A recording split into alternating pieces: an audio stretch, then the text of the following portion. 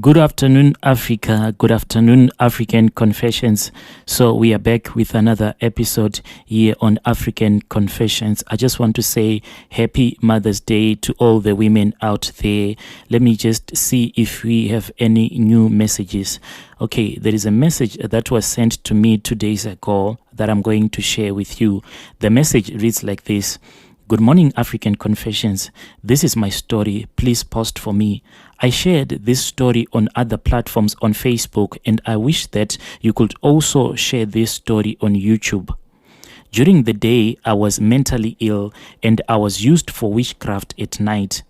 Let me tell you that witchcraft is very real, and you have to be very thankful if you have never experienced it and you only get to read about it. I was a primary school teacher many years ago. I was the only graduate in my family. When I finally got the job, I then built my parents a very nice house, and then I bought them a car as well. Clearly, many of my relatives secretly hated me for that. My troubles began one night as I was busy, like always, marking my students' exam papers. I heard a voice outside.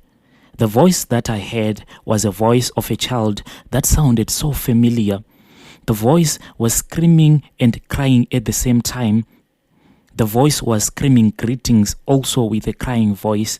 I honestly thought that it was one of my students who was in trouble. I truly thought that they were in trouble, so I rushed outside without even thinking to see if there was any way that I could help. When I got there, I saw something different, something more like out of a scientific movie. It was a mixture of an old lady and a snake all wrapped in one. To this day, I honestly don't know how to explain what I saw. I tried running back into the house, but it was as if I was paralyzed. I was stuck. It was as if a magnet was holding me down. I tried screaming, but my voice wouldn't come out. That snaky looking like old woman then slithered and walked towards me. She was holding an owl as if she was holding a chicken with one hand. On the other hand, she was holding some powder. As she approached where I was stuck, she blew that powder straight into my face. I collapsed. I felt so faint. I looked on as she slithered away. From there on, I don't know what happened. Only that the next morning, I woke up and I was in my bed. I was so relieved. I thought that all of this was just a dream. But when I looked into the mirror, I saw that there was powder on my face. This surprised me. I was confused. I then took a bath, getting ready to go to work. But my mind was telling me to do really weird things. I could see that what I was doing was absurd, but I couldn't stop myself for some reason. I was doing this thing, and at the same time, I couldn't tell myself to stop doing what I wanted to do. Honestly, I felt like I was having some sort of a demon living inside of me because I felt this strange power that was controlling my body, and there was nothing that me or my brain could do about it. After bathing, instead of me dressing up like I always do, like what old people do, I just left the house naked.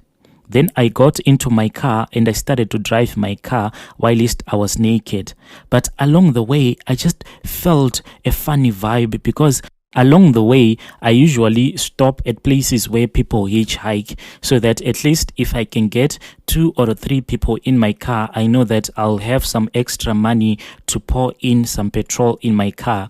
But on that morning, wherever I'll stop my car, people would rush in to get into my car. Then as quickly as they had gotten into my car, for some seconds they would just stare at me, then they will get out and will start to laugh. I thought maybe the whole world had gotten crazy and I was the only normal human being that was left in this world, especially when I'll stop my car at the robots.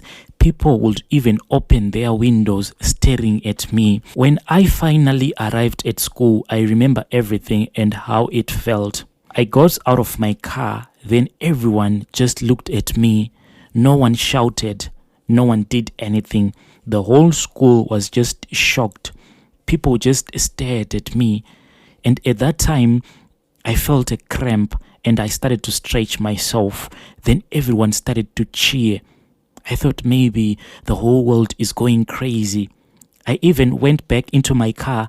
Then I tuned into my favorite radio station just to listen to the news if there was anything strange that was happening in the world. But everything seemed as if it was normal. When I wanted to get out of the car, all of the teachers then ran to my car trying to cover me up with their jackets. Then the trouble began. I thought that maybe these crazy people, they wanted to kidnap me. Then I started to run. I ran so hard because the more that they chased me, the more the students tried to chase me, the more that I got convinced that the whole world had gone crazy.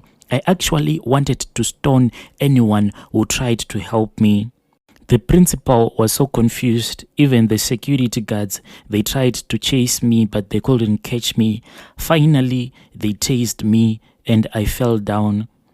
They called my parents and my parents came to the school. I still hear my mom's cry the first time she saw me. They called the police to take me to the hospital. That is how my mental illness began. When I got to the hospital, I was totally fine. After a couple of days, I was then discharged. Then it will start again. During the day, I was mentally ill, but at night, I was walking with that old lady, going to different people's houses. She took me to my dad's sister's house. That's the woman who had sent her to do this to me. My dad's sister would then give me instructions to do evil things to people's home, including my own home. I would plant muti around the yard, at people's gates, pick up a sole of car tires and shoe prints. I did a whole lot of scary stuff. My mind was perfectly fine at night. I was then saved by my dad and his brother, who then tied me with a rope, and then they took me to a certain church. I spent 2 months there, and when I returned, I was moved to my mom's mother. I have since found some peace.